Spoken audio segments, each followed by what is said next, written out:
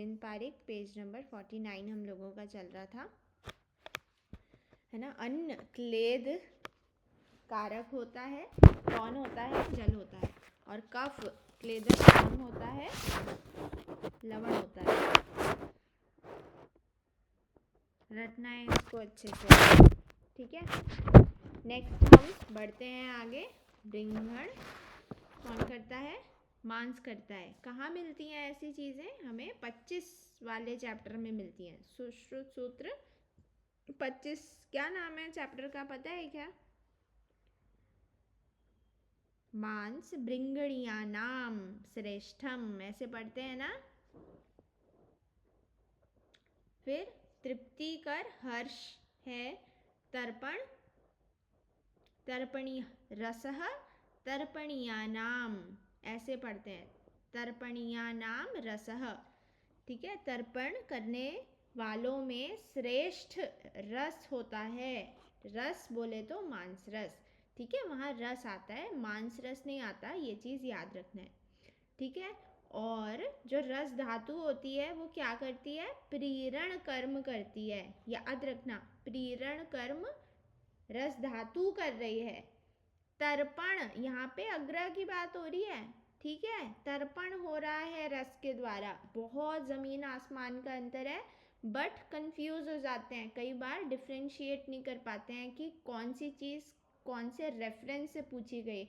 एक बार जैसे ही हमें क्लिक होता है ना कि कौन से चैप्टर में है या कौन सी संहिता में है, फिर कौन सा राइट था लेफ्ट था, पेज में कहाँ दिया हुआ है, तो बिल्कुल ऐसे अगर आपको इतना ही याद हो गया ना कि कौन से चैप्टर से क्वेश्चन पूछा है, फिर बहुत ही कम चांसेस हो जाते हैं गलत होने के। तो इस हिसाब से हमें पढ़ाई करनी है कि एटलीस्ट हमें सबसे पहले संहिता समझ आए, संहिता में हमें चैप्टर समझ आए जैसे ही, क्योंकि मैं जब भी पढ़ाती हूँ ना, मैं हमेशा, ये मेरा रूल है, जब मैं सेकेंड ईयर से थी मैं तब से ही पढ़ा रही थी, तो पढ़ भी रही थी पढ़ा भी रही थी, तो मैं हमेशा क्या सबसे पहला कर्म करती हूँ, क्लास से पहले मैं चैप्टर के नाम याद करवाती हूँ।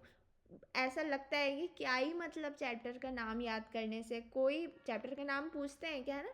वैसे तो आजकल पूछते हैं, देखो सुश्रुत के तो पूछते हैं, चरक के भले ही ना पूछें, पर चरक के और अष्टांग के, सुश्रुत के इसलिए इम्पॉर्टेंट है क्योंकि हमारा ये एक रास्ता है, जैसे हम सीढ़ी पे ऊपर जाते हैं, एक एक स्टेप लेते हैं ना, तो ये सारी जो छोटी छोटी नॉन इम्पॉर्टेंट चीज़ें हैं ना, ये बहुत इम्पॉर्टेंट रोल प्ले करती हैं हमारी स्टडी को और हमारे कॉन्फिडेंस को बढ़ाने के लिए। अगर आप में से अभी भी किसी को नहीं याद है चैप्टर के नाम, तो एक दिन लग के करके ऐसे फेंको कि लो यार क्या है, 30 नाम ही तो हैं चैप्टर में। तो ऐसे डिले, हम बोलते हैं ना प्रोक्रेस्टिनेशन, आजकल बहुत बहुत ये फेमस वर्ड है। हमेशा कोई भी चीज़ हमें तंग कर रही है ना, इसका मतलब ये है कि हम उसको ढंग से टाइम नहीं दे पा रहे हैं, हम इग्नोर कर रहे हैं, कर लेंगे बाद में, है ना। बट ये बहुत इंपॉर्टेंट है चैप्टर के नाम। कोई भी मैं टॉपिक पढ़ा रही हूँ, ऑलमोस्ट मैं सभी के रेफरेंस बताती हूँ, है ना। तो आप लोगों को ध्यान रखना है कि क्या आप खुद ही एनालाइज करेंगे। अगर मैं बोल रही हूँ कि चरक सूत्र 25, तो अरे ये तो यही चैप्टर था, ये तो पता है हमें, है ना। तो ये अलग ही कॉन्फिडेंस बिल्डअप होता है ना। जब कोई वेबिनार, हमको सेमिनार अटेंड करते हैं और कोई श्लोक बोलता है या इस चैप्टर के बोलते हैं कि इसको पढ़िएगा, तो एक बहुत अलग सा कॉन्फिडेंस आता है, यार ये तो हमने पढ़ा हुआ है, ये तो हमें याद है, या ये जो चीज़ बोल रहे हैं ये तो हमें बिल्कुल बाय हार्ट है। एक अलग कॉन्फिडेंस आता है ना, तो वो हमेशा पढ़ने से ही आता है। तो यहाँ पे अभी हम अग्रय की बात कर रहे हैं। फिर पुष्टिकर निवृत्ति, एक यहाँ पे क्या आता है, हर्ष हो गया, हर्ष प्रेरणा नाम, निवृत्ति इम्पॉर्टेंट है। निवृत्ति मतलब कोई टेंशन नहीं लेना, बिल्कुल निवृत्त रहना, वो पुष्टिकरणाम होता है। निवृत्ति पुष्टिकरणाम श्रेष्ठम, बिल्कुल जो साधु संत होते हैं ना आजकल जो चल रहे हैं, अभय सिंह जी, वो क्या है, निवृत्त हो गए हैं। उन्हें मोह माया, उन्होंने अपने चक्र इतने जागृत कर लिए कि एक एक चक्र हम जागृत करते हैं ना अपना, जो हमारे षट चक्र होते हैं, तो ये जो ईर्ष्या है, मोह है, अटैचमेंट है, झूठ बोलना है, या फिर कोई ये मेरी चीज़ है या मैं इसको नहीं शेयर कर सकती, ये सारी चीज़ें ना हमारी जप और तप से हम इनसे निवृत्त होते हैं मेडिटेशन से। ऐसे ही हमारे एक एक चक्र जागृत होते हैं। कहाँ से स्टार्ट होते हैं? नीचे से, पृथ्वी मूलाधार चक्र से हम जाते जाते ऊपर जो लाइट वाला चक्र है हमारा ब्रह्मरंध्र तक पहुँचते हैं। ठीक है, तो ये निवृत्ति के ही कारक है। तो इसमें क्या होते हैं? हम पुष्ट होते हैं। जैसे ही अटैचमेंट होगा, कुछ दुख होगा तो क्या होगा? दुखी होंगे, तो हमारे चक्र जागृत नहीं हो पाएंगे। एक ना दरवाजा एक एक चक्र का। ठीक है, खैर ये इम्पॉर्टेंट बातें नहीं है, बट ये लाइफ के लिए इम्पॉर्टेंट चीज़ है। तो आप लोग भी कुछ समय अपना मेडिटेशन को ज़रूर दे सकते हैं ना। लगभग 5 से 10 मिनट हर स्टूडेंट को देना चाहिए। क्यों देना चाहिए? क्या मतलब है? कौन सा हमें ऐसे साधु संत बनना है, हमें तो गृहस्थी में ही जाना है ना। पर ये बहुत इम्पॉर्टेंट है। एक अच्छे कोई बहुत बड़ी समस्या आ जाए या बहुत ऐसी चीज़ आ जाए जो हम नहीं हैंडल कर पा रहे हैं, उसमें हमें हमारा सत्व बढ़ता है मेडिटेशन करने से ना। तो बहुत बड़ी समस्याएं भी ऐसी छोटी छोटी लगती हैं। ये सारा ऐसा खेल चल रहा है, बस अच्छे से प्ले करना है, ज़्यादा इन्वॉल्व नहीं होना। जैसे शिव जी होते हैं ना, क्या बोलते हैं शिव जी को? नीलकंठ बोलते हैं। उन्होंने विष पान किया था ना, हमारा आयुर्वेद निकला था। किससे निकला था आयुर्वेद? अमृत निकला था और विष निकला था समुद्र मंथन से, है ना। उसमें ही हमारे 4 वेद निकले थे अमृत से। फिर वो राक्षसों को लेना था। फिर जो मतलब देवता थे और राक्षस थे, 2 साइड थे लोग, है ना। तो जब विष निकला तो किसी को नहीं चाहिए था वो, तो भगवान शिव ने लिया। पर भगवान शिव ने क्या किया? ना उसको अंदर, ना पेट में ले गए और ना बाहर निकाला, कंठ में ही उसको धारण किया।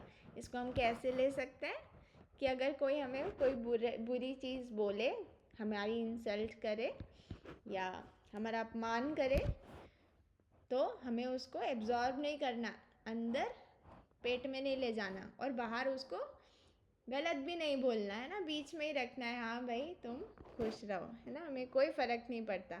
ऐसे बीच में ही अटका के रखना है ना। ये बहुत इम्पॉर्टेंट लाइफ लेसन मैंने आप लोगों को बताया है, इसको हमेशा ध्यान रखना। ठीक है, ना एब्जॉर्ब करना, ना रिफ्लेक्ट करना, अंदर ही अंदर बस सुपरफिशियली रखा है। ठीक है, नेक्स्ट देखते हैं सुख कारक। एक काल भोजन क्या है? सुख कारक। ऐसे तो पॉसिबल ही नहीं है आज के ज़माने में ना, एक काल भोजन से तो हम मर जाएंगे। आरोग्य कर क्या है?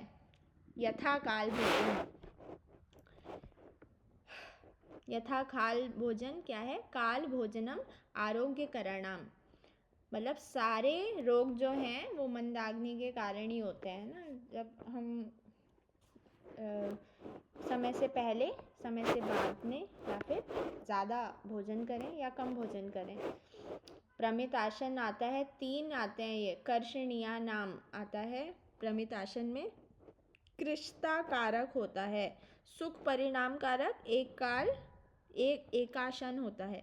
और आरोग्य कारक ये श्रेष्ठ होता है। काल भोजन आरोग्य कारक होता है, ये बेस्ट होता है। ठीक है, काल भोजन मतलब टाइम टू टाइम जो खाना खाता है, ना आगे ना पीछे, वो हमेशा हेल्दी रहता है। ठीक है, श्लेष्म पित्त प्रशमनम मधु को बोला है। मधु, ध्यान रखना, थोड़ा ट्रिकी है ये। ठीक है, ध्यान से सुनना। श्लेष्म पित्त शमनम, ये तो पता है ना, कफ को कम करता है मधु, है ना, पित्त को भी करता है। श्लेष्म पित्त प्रशमनम मधु। फिर दुरालभा, पित्त श्लेष प्रशमनम दुरालभा। चरक सूत्र 25 में ही लिखा है, 40वें ही श्लोक में। ठीक है, ये सारे श्लोक उसके ही हैं। फिर आता है माश सशकुली, श्लेष्म पित्त जननाम। इसको हम माशा से याद रख सकते हैं। माशा, इसको हम SP से याद रख सकते हैं। S फॉर श्लेष्म, P for superintendent of police है मधु सिंह नाम है उनका। ठीक है, और इसको हम माशा से याद कर सकते हैं। दुर्लभ है PS ऐसे याद करो, दुर्लभ है PS। PS से क्या करोगे? PS for what? दुर्लभ है PS। क्या PS बोले तो PS से क्या नाम रखोगे?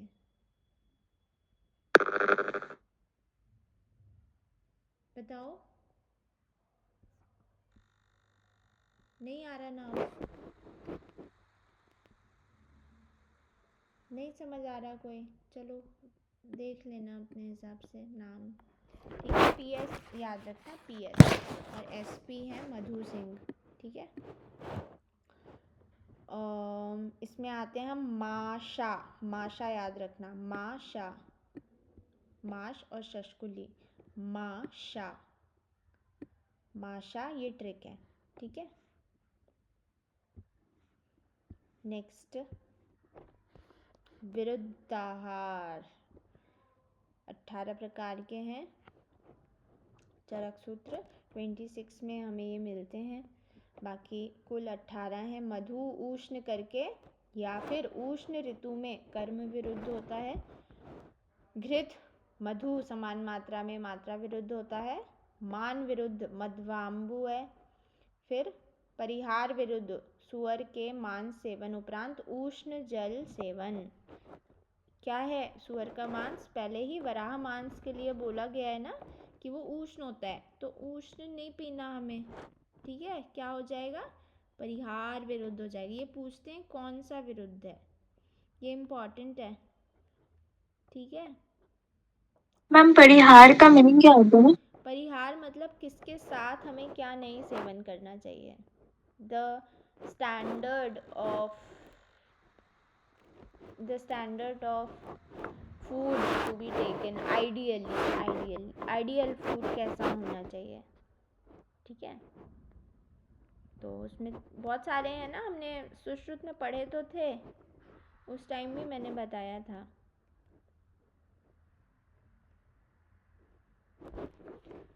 ठीक है, अभी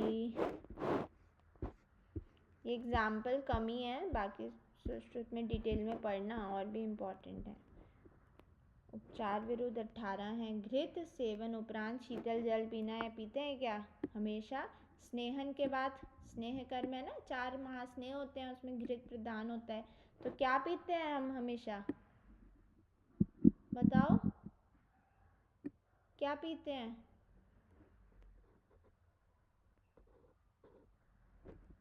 बताओ भाई। उष्ण जल। उष्ण जल पीते हैं। चरक सूत्र 26 में दिया हुआ है उपचार। पंचकर्म क्या है? एक उपचार है। पंचकर्म नहीं आता तुमको? ऐसे बोलो, है ना, ऐसे ट्रिक बोलो, पंचकर्म उपचार नहीं आता है ना, ये इतना भी नहीं आता है ना। तो शीतल जल पी लिया तो इससे ना भूलोगे नहीं। पंचकर्म में ही तो करवाते हैं हम घृतपान, विरेचन करवाएंगे, वमन करवाएंगे। विरेचन वमन ये सारी चीज़ें कहाँ आती हैं? पंचकर्म में आती हैं। तो ये उपचार है ना, हम ठीक कर रहे हैं। तो ऐसे ना ये भूल जाओगे कौन सा मात्रा था, कौन सा परिहार था, कौन सा उपचार था, इसको थोड़ा रटना पड़ेगा। ठीक है, और परिहार को कैसे याद करोगे? परिहार को ऐसे याद कर सकते हो कि हार जाएंगे पर सुअर का मांस नहीं खाएंगे। हार जाएंगे पर सुअर का मांस नहीं खाएंगे। ठीक है, ऐसे याद रखना। वराह वैसे भी कौन खा रहा है भाई। मेरी दीदी US में रहती हैं और वहाँ पे ऐसा शायद ही कोई रेस्टोरेंट होता है जहाँ पे पोर्क ना मिलता हो। वहाँ कुछ ऐसा पाप पुण्य जैसा कुछ होता ही नहीं है। वहाँ तो बिंदास सब ड्रिंक करते हैं, सब खाते हैं और कोई गिल्ट नहीं होता, और बढ़िया सब मज़े से मौज करते हैं ना। मुझे तो समझ नहीं आता कि ये सारी चीज़ें सिर्फ भारत में ही क्यों होता है बाकी सबके अपने अपने कर्म हैं, कभी ना कभी, है ना, जो जिसको खा रहा है वही उसको खाएगा। और मेरे दीदी जीजू दोनों ही प्योर वेजिटेरियन हैं, तो उनको काफ़ी ऐसे दिक्कत आती है घूमने फिरने में कि क्या खाएं क्या छोड़ें, क्योंकि हमारे घर में ऐसा होता है कि कई बार, एक बार ही मेरे जब पेरेंट्स आए थे, जब मैं मेरठ में थी, तो वहाँ पे नॉन वेज और वेज दोनों एक रेस्टोरेंट में लिखा हुआ था, और मैंने बोला यहाँ अच्छा मिलता है खाना, यहाँ खा लेते हैं। तो पापा ने मुझे इतना डांटा था, और मेरे फ्रेंड्स के सामने ही उनको ऐसे कुछ इतना ज़ोर से मुझे डांट दिया था, काफ़ी बुरा लगा था मुझे। पर फिर मुझे सही भी लगा कि ये सही है, नहीं खाना चाहिए ना ऐसे यूटेंसिल्स वगैरह। अभी भी मैं जहाँ खाना खाती हूँ, मेरी जो कैंटीन है वहाँ भी मिलता है नॉन वेज। अब मैं बता नहीं रही हूँ घर वालों को, क्योंकि ऑप्शन नहीं है, अब कौन बनाए इतना, मैं बिज़ी रहती हूँ, कहाँ से इतना फुर्सत है कि बना के जाएं। पर ठीक है, बाहर तो चलता है ना, अब करना ही पड़ता है। बाकी मैं अभी ट्राई कर रही हूँ, अभी मेरी अकेले रह रही हूँ ना, तो अभी फ्रेंड्स वगैरह आएंगे, रूममेट, तो हम बनाएंगे। तो आप लोग भी ध्यान रखें, ठीक है। चलो, हार जाएंगे पर सुअर का मांस नहीं खाएंगे। नेक्स्ट है संयोग विरुद्ध मधु और उष्ण जल, अमल रस प्लस दूध। संयोग विरुद्ध है ये, इम्पॉर्टेंट नहीं है। विरुद्ध की चिकित्सा में बस्ती नहीं आता, याद रखना है। हमेशा वमन करवाएंगे या विरेचन, उल्टी पॉटी करवाएंगे, बस्ती नहीं करवाएंगे, ठीक है। आर्द्र पिपली क्या होती है, शुष्क पिपली क्या होती है, इम्पॉर्टेंट है। श्लेष्मला मधुरा चा आर्द्रा गुर्वी स्निग्धा चा पिपली, ऐसा ये श्लोक आता है। श्लेष्मला मधुरा चा आर्द्रा गुर्वी स्निग्धा चा पिपली, सा शुष्का कफ वात अग्नि। मतलब शुष्क पिपली क्या है, सा शुष्का कफ वात अग्नि, दोनों क्या है, शीत है।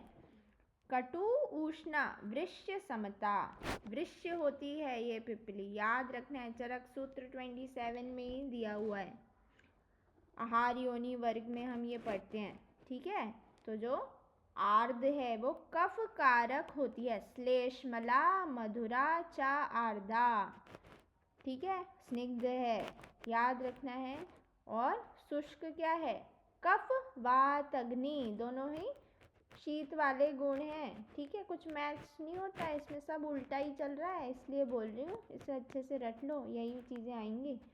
उष्णा वृष्या, उष्ण है ये, ठीक है, बिल्कुल अच्छे से रटना है। और एज इट इज श्लोक ही देखोगे तो अच्छा रहेगा। चरक सूत्र 27 का श्लोक नंबर भी दिया हुआ है ना, अच्छे से पढ़ना है इसको। वात अनुलोमक क्या है, विट लवण। चरक सूत्र सेम 27 में 300 श्लोक आता है। क्या है इसका श्लोक, विट लवण ऊर्ध्व च अधश्य वात अनुलोम्य करम विडम। क्या करता है, विडलवण वात का अनुलोमन करता है, ठीक है। और सैंधव क्या करता है, ध्यान से सुनना, रोचनम बहुत इंपॉर्टेंट है, हमेशा सैंधव पूछा जाता है। पूरा जो श्लोक है 3 स्टार है। रोचनम, दीपनम, वृश्यम, वृश्य नहीं होता है कोई भी लवण, ध्यान रखना। वृश्यम, चक्षुष्यम, अचक्षुष्य होता है लवण हमेशा, ये चक्षुष्य है। अविदाही, विदाह कारक होता है लवण, ये अविदाही है। त्रिदोष कारक भी होता है लवण, ये त्रिदोषघ्न है। और समधुरम, मधुर होता है क्या लवण, नहीं होता, ये मधुर है। सैंधवम लवण उत्तमम, सबसे श्रेष्ठ लवण होता है सैंधव, ठीक है। Pink salt, Himalayan pink salt नाम से आता है, बड़ा महंगा है ना, वो तो लेना ही नहीं चाहिए, पतंजलि का लो, बढ़िया, बहुत अच्छा नमक है। और कभी भी अपने घर में ये टाटा तो खाना ही नहीं है ना, इतनी अच्छी इनकी मार्केटिंग है। बोलते हैं आयोडीन है, आयोडीन की कमी हो जाएगी, घेंगा, गॉइटर, और वो गलगंड, गंडमाला, कितने गंदे गंदे डायग्राम्स दिखा के वो ऐसे भ्रमित करते हैं बेचारे भोले भाले इंडियंस को, है ना। जितना आयोडीन की ज़रूरत होती है उतनी हमारी बॉडी खुद सिक्रीट करती है। अच्छे से षड रस आहार युक्त हम भोजन करें तो क्या हमें ज़रूरत पड़ेगी, नहीं पड़ेगी। वो सिर्फ मार्केटिंग स्ट्रैटेजीज होती हैं, सब बिजनेस माइंडेड हैं।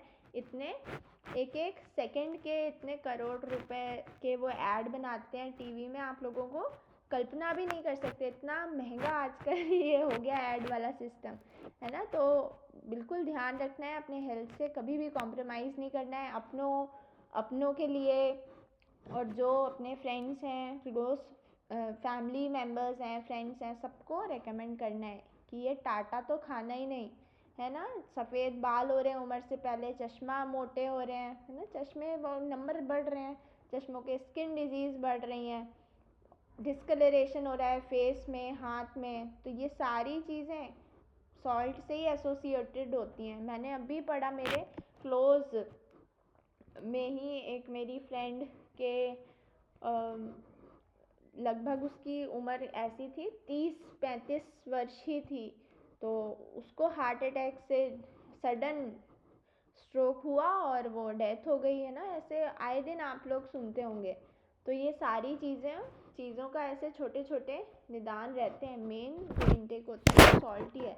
तो सभी को एक उम्र के बाद, हमारे parents specially fathers are more prone to heart disease, है ना। तो कभी भी ध्यान में रखिए कि कोई भी ना खाए टाटा वाटा, कोई भी नमक, ठीक है। संख्या संप्राप्ति, विधि संप्राप्ति अन्वय रहित होती है, संख्या संप्राप्ति विधि अन्वय युक्त होती है, एज इट इज रख लेते हैं इसको, ठीक है। बाकी पढ़ना है तो अच्छे से बता ही देती हूँ। देखो, संख्या भेद मात्र बोधिका भवती निरंत्यो भेद, ऐसा श्लोक आता है। संख्या केवल भेद मात्र को बताती है, जो अन्वय रहित हो उसे भेद कहते हैं, अन्वय रहित है, ठीक है। तो विधि क्या है? समासेन धर्मेण परिगतो भेदानाम यत्र क्रियते सविधि, जहाँ भेदों का समान अर्थ से ग्रहण होता है, जहाँ भेदों का समान अर्थ से ग्रहण होता है उसे हम विधि कहते हैं। यह विधि का प्रकार अर्थ है, प्रकार उसे कहते हैं जो अन्वय वाला होता है, ठीक है। एज इट इज इसको रटना है, बिल्कुल ज़्यादा दिमाग लगाना ही नहीं, ठीक है। कुछ चीज़ें हम रट सकते हैं ना, इतनी पावर है हमारे ब्रेन में, कुछ तो रटना ही चाहिए। हेमंत ऋतु, वर्षा ऋतु, शरद, प्रावृत, वसंत। देखो इसके पर्यायवाची हैं, सब याद रखना है। हेमंत क्या क्या है? हेमंत वसंत ऋतु, सॉरी हिमात्यय कौन सा होता है? वसंत ऋतु होती है। हिमात्यय लिखा हुआ नहीं है, क्यों नहीं लिखा इन्होंने? इम्पॉर्टेंट है ये तो। हिमात्यय लिखा है क्या कहीं? हिमागमे लिखा है, हैं? गलत है ये तो।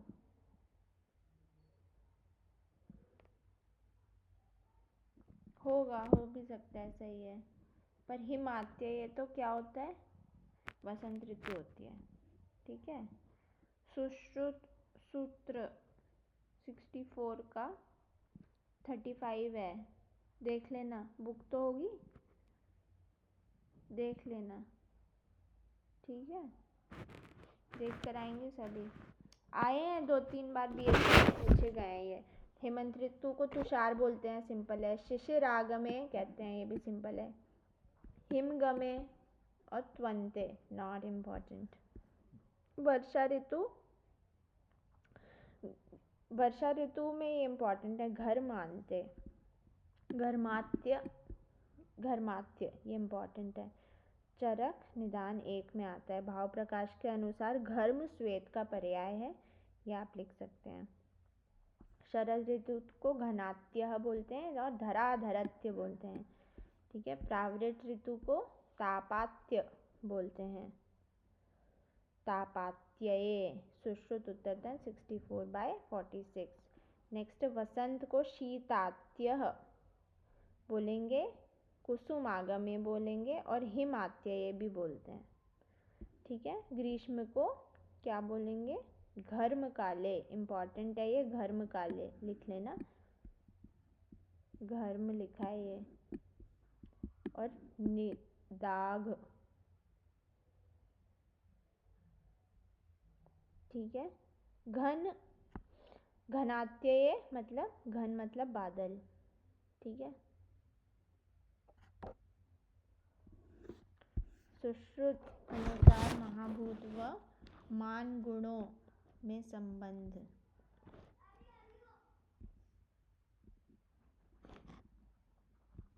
मानसिक गुण, ये तो मैंने बताया भी था ना, नहीं बताया था?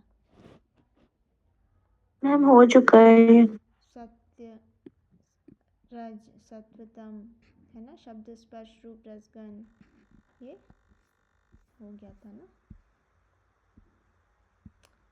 ये भी करवा दिया था। सबसे हैवी जो भोज्य होता है, आहार वर्ग हमें करना है शायद।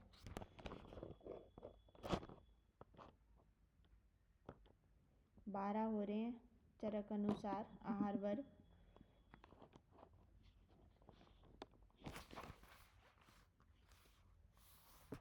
सुश्रुत अनुसार द्रव वर्ग ऐसे पूछा नहीं जाती संख्या कौन, ठीक है। 10 होते हैं आहार वर्ग।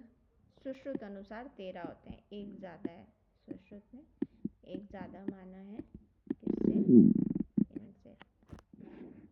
अष्टांग संग्रह अनुसार लिक्विड और आहार में कोई अंतर नहीं है, जितना लिक्विड खाओ उतना ही आहार खाओ। संग्रह क्या है, बड़े बुजुर्ग हैं, बुढ़े हैं ना, तो समान चीज़ें कर रहे हैं, कोई भेदभाव नहीं कर रहे हैं। और यहाँ पे द्रव, पीना कम है, खाना ज़्यादा है, यंग है वो, ठीक है, तो खा ज़्यादा रहे हैं, पी थोड़ा कम रहे हैं, 2 घूंट कम पी रहे हैं और 2 रोटी ज़्यादा खा रहे हैं, ठीक है। औषध वर्ग में अष्टांग हृदय ने लवण वर्ग भी बताया है। पैतिक व श्लेष्मिक गुल्म बस्ती में नहीं होते हैं।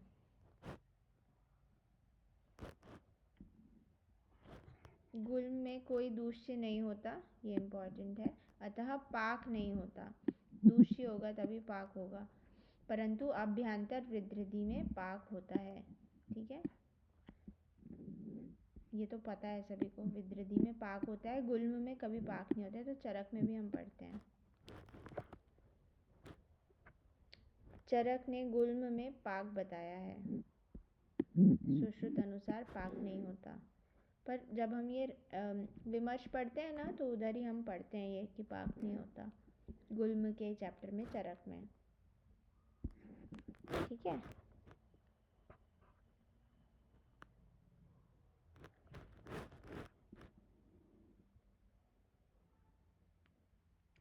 अभी प्रमेय पर आ रहे हैं। प्रमेय में कफश प्रमेय, सुश्रुत अनुसार, वाग्भट अनुसार और चरक अनुसार पढ़ते हैं।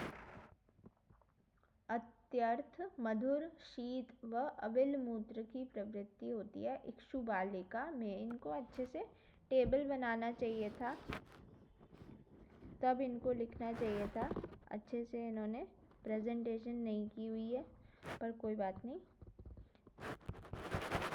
ये इम्पॉर्टेंट भी नहीं है, इक्षु बालिका इतना इम्पॉर्टेंट नहीं है। इक्षु, शीत में, सांद्र प्रसाद में, इन 4 में से ज़्यादा क्वेश्चंस आते हैं, पर फिर भी हम पढ़ लेते हैं। लिखा है तो अत्यंत मधुर होता है। इक्षु मतलब क्या होता है, गन्ने का रस होता है, तो मधुर तो होगा ही सही, ठंडा होता है, अविल होता है, ठीक है, इक्षु बालिका में है।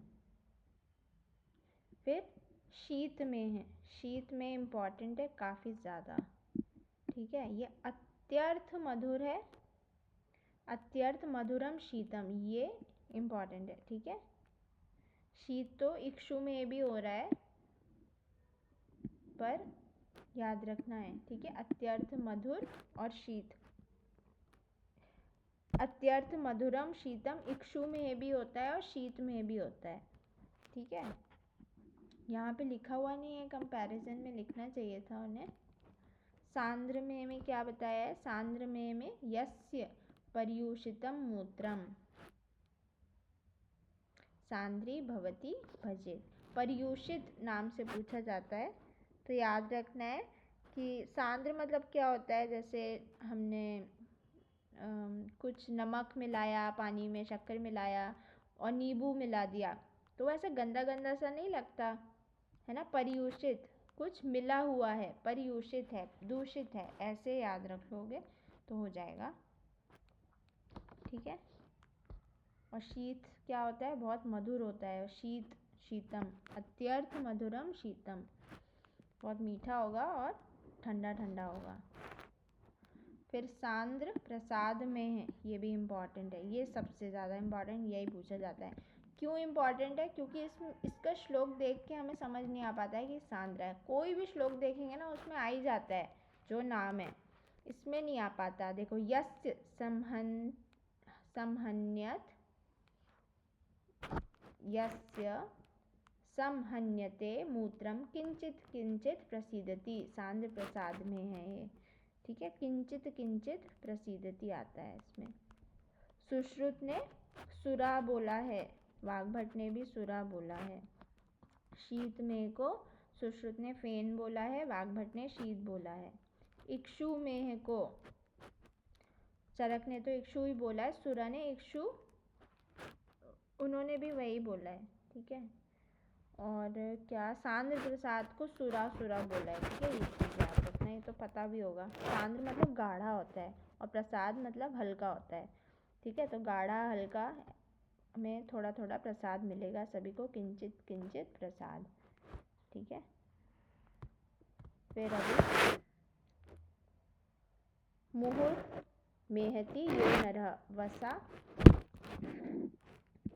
वसा शुक्र में है और मज्जा में है, दोनों में आ रहा है ये। मुहुर मेहती वसा मेह में, मुहुर मेहती यो नरः, ऐसे मेरे को सही नहीं लगता पढ़ाना ना, पूरा होना चाहिए, अदरवाइज समझ कैसे आएगा। डेफिनेटली ये चीज़ें इम्पॉर्टेंट हैं, पर हमें जब भी पढ़ना चाहिए ये सारी चीज़ें चैप्टर से पढ़नी चाहिए। ठीक है, तभी हम कंपेयर करके याद कर पाते हैं। ऐसे थोड़ा डिफ़िकल्टी होती है, पर आप सभी इंटेलिजेंट हैं तो थोड़ा कॉपरेट करें। मुहुर मेहती यो नरा, वसा और मज्जा में आ रहा है ये। ठीक है। रुक्षम मेहती यो नरा, मधुमेह में आता है। रुक्ष चीज़ आती है, रुक्ष होता है ना मधु। ठीक है। और वसा और मज्जा कैसा होता है? थोड़ा होता है, ज़्यादा नहीं होता है ना। मज्जा ज़रा सा होता है, बड़े बूंद में रहता है ज़रा सा, तो मुहुर सा रहता है, मुहुर ज़रा सा, ऐसे याद कर सकते हैं इसको। मशी वर्ण मूत्र कैसा होता है? काल, मशी बनाते हैं ना, हरिद्रा मशी और त्रिफला मशी, उससे ही हम काजल बनाते हैं। ठीक है, जो मैंने अभी काजल बनाया है वो मशी से ही बनाया है। फिर नील मेह पर आए। नील मेह क्या है? चाश पक्षी, ये तो बहुत इंपॉर्टेंट है, याद रखना। नीला पक्षी, नीला पक्षी, चाश पक्षी। ठीक है, नीला पक्षी। मंजिष्ठा में और रक्त में, विस्त्र गंधी। विस्त्र क्या होता है?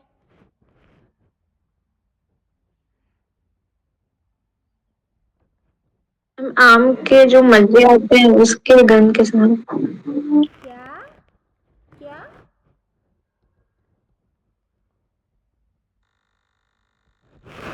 आम का? मैम, जो मज्जे जब आने लगते हैं उसमें तो फिर जैसा जो गंध होता है ना, या फिर रक्त में भी जैसा गंध हाँ है हाँ हाँ हाँ, ऐसा। ठीक है, गुड गुड। मंजिष्ठा भी रेड कलर का ही होता है ना। हम लोग मुखलेप बना रहे थे तो उसमें मंजिष्ठा हमने डाला था, और मैं लेकर भी आ गई कॉलेज से मंजिष्ठा।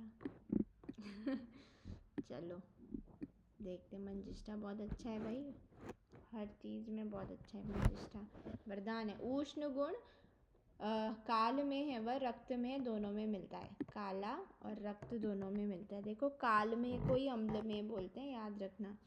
ठीक है। सुश्रुत ने बोला है अम्ल में, काल में चरक ने बोला है काला। काला को कैसे याद कर सकते हैं? काला नींबू, ऐसे याद रख सकते हैं। ठीक है। गर्भ का मूल कारण क्या है? आत्मज भाव। आत्मज भाव गर्भ का मूल कारण है। गर्भ का औपपादिक कारण है सत्वज भाव।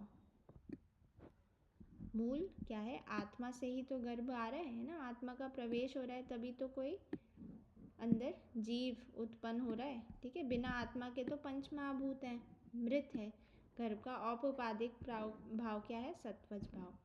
सन्निपातिक प्रदर का लक्षण धृत, तैल, वसा, मज्जा सदृश गंध, चरक अनुसार। आज इतने ही कर रहे हैं, ठीक है। 50वें से हम कल मैं और पादा क्या होता है?